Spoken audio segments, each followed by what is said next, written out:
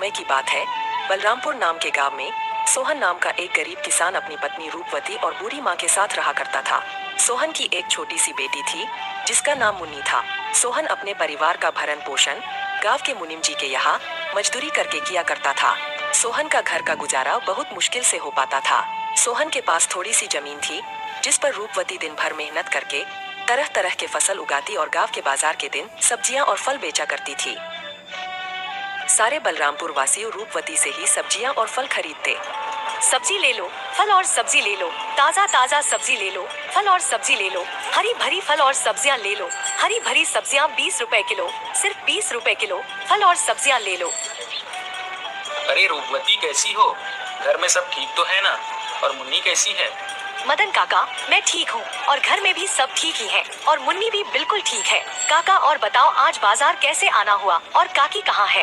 क्या बताऊं रूपवती, तुम्हारी काकी किसी काम से दूसरे गांव गई है।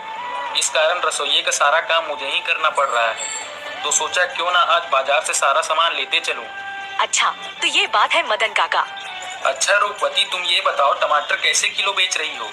रोज की तरह 20 रुपए किलो ही बेच रही हूँ काका। अच्छा ऐसा करो रूपवती, मुझे 1 किलो टमाटर दे दो। क्यों नहीं काका, देती हूँ। इतना कहकर रूपवती मदन काका को 1 किलो टमाटर दे देती है और बदले में मदन काका से पैसे ले लेती है। रूपवती के खेत में एक पुराना कुआं भी था जो सालों भर सूखा ही रहता। उस कुएं में एक बूंद पानी भी नहीं था। इस कारण रूपवती दूसरे गांव वालों के कुएं का पानी अपने खेतों की सिंचाई और खेती के लिए इस्तेमाल करती थी। अपने कुएं से पानी लेते देखकर कुएं के मालिक हरिदास को रूपवती से बहुत जलन होती थी।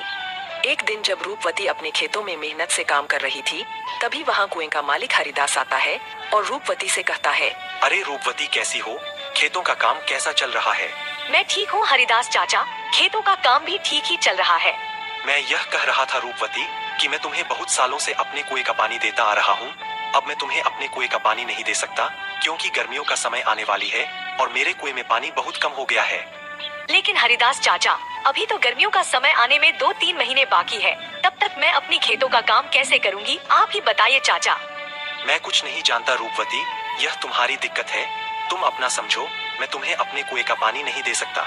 यह सुनकर रूपवती मन ही मन बहुत दुखी हो जाती है और घर जाकर अपने पति सोहन को सारी बातें बताती है।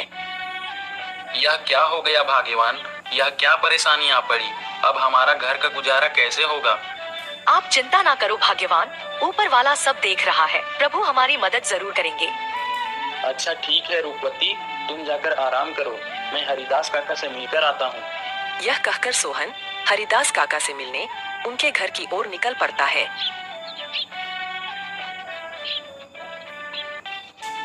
हरिदास काका, अरे ओ हरिदास काका, घर में हो कि नहीं? अरे कौन है भाई, रुको आता हूँ। अरे सोहन तुम हो, मेरे घर कैसे आना हुआ? हरिदास काका, मुझे रूपवती ने बताया कि आपने हमें कुएं का पानी देने से मना कर दिया। हाँ सोहन, यह बात सच है कि मैंने रूपवती को अपने कुएं का पानी लेने के लिए मना कर दिया। ऐसा क्या हो गया हरिदास काका? देखो सोहन, मैं तुम्हें कई सालों से अपने कुएं का पानी देता आ रहा हूँ और इस बार गर्मियों का समय आने वाली है, इस कारण मेरे कुएं का पानी बिल्कुल सूख कर कम हो गया है। अगर मैं तुम्हें अपने कुएं का पानी देता हूँ तो मुझे गर्मियों में बहुत परेशानी होगी। लेकिन हरिदास काका, अभी तो गर्मियाँ आने में 2-3 महीने का समय है, तब तक मेरे खेतों का क्या होगा? मैं कुछ नहीं जानता सोहन, मैंने रूपवती को भी कहा था कि यह तुम्हारी समस्या है, मैं तुम लोगों को अपने कुएं का पानी नहीं दे सकता। सोहन हरिदास काका को कुएं का पानी देने के लिए मनाने का बहुत कोशिश करता है, लेकिन हरिदास नहीं मानता है। फिर सोहन दुखी होकर थक हार के अपने घर की ओर निकल पड़ता है।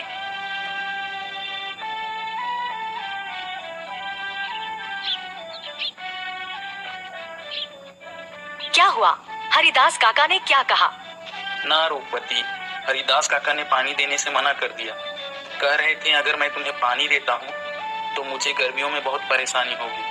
पानी के बिना क्या होगा भाग्यवान, हमारे सारे खेत तो सूख जाएंगे और हमारा गुजारा कैसे होगा? अच्छा, वो जो हमारा पुराना कुआं है उसको खुदवाने में कितना खर्च लगेगा? भाग्यवान 500 रुपए तो लग ही जाएंगे। अरे हमारे पास इतने पैसे तो है ही नहीं।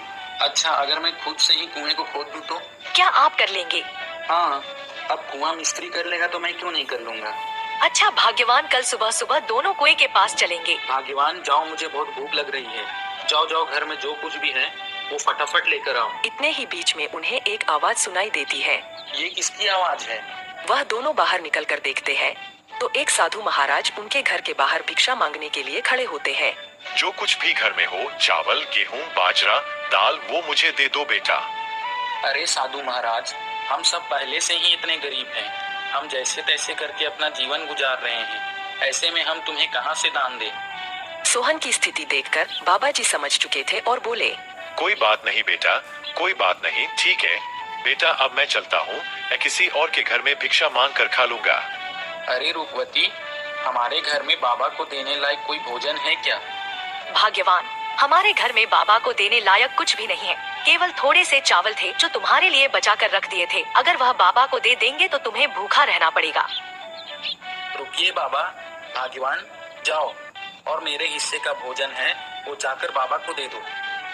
लेकिन भाग्यवान, अगर मैंने आपके हिस्से का चावल बाबा को दे दिया तो तुम्हें भूखा रहना पड़ेगा। तुम उसकी चिंता मत करो भाग्यवान। अगर वैसे भी अगर मैं बाबा को भूखा जाने दूंगा तो मेरे गले से भोजन नहीं उतरेगा। जाओ वो भोजन लेकर आओ।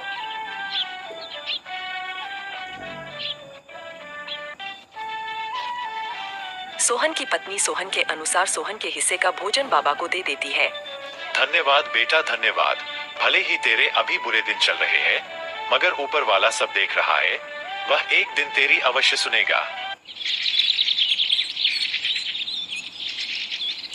फिर अगले दिन सुबह सुबह दोनों सोहन और उसकी पत्नी रूपवती अपने कुएं की खुदाई करने अपने खेत की ओर चल देते हैं।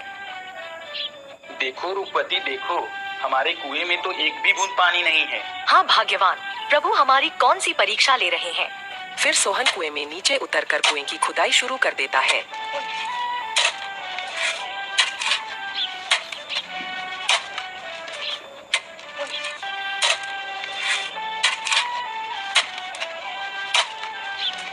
थोड़े समय बाद अचानक से कुएं की एक पत्थर के अंदर से पानी निकलने लगता है। अरे, यह पानी कहाँ से आ रहा है? मुझे तो अपनी आंखों पर विश्वास ही नहीं होता।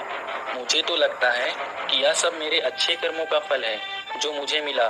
भाग्यवान सही कह रही थी और बाबा जी भी सही कह रहे थे कि तुम्हारे कर्मों का फल तुम्हें अवश्य मिलेगा। ऊपर वाले ने मेरी सुन ली। अब मैं इस पानी से मैं अपने खेत की सिंचाई अच्छी तरह से कर सकूंगा। सोहन बहुत खुश हो जाता है और ऊपर जाकर रूपवती से कहता है, भाग्यवान, प्रभु ने हमारी सुन ली। नीचे पत्थर से पानी निकल रहा है। क्या आप सच कह रहे हो भाग्यवान? प्रभु ने हमारी सुन ली। अब हमें खेती करने में कोई परेशानी नहीं होगी। तो दोस्तों, आपने देखा, जो अच्छा कर्म करता है उसके साथ हमेशा अच्छा ही होता है।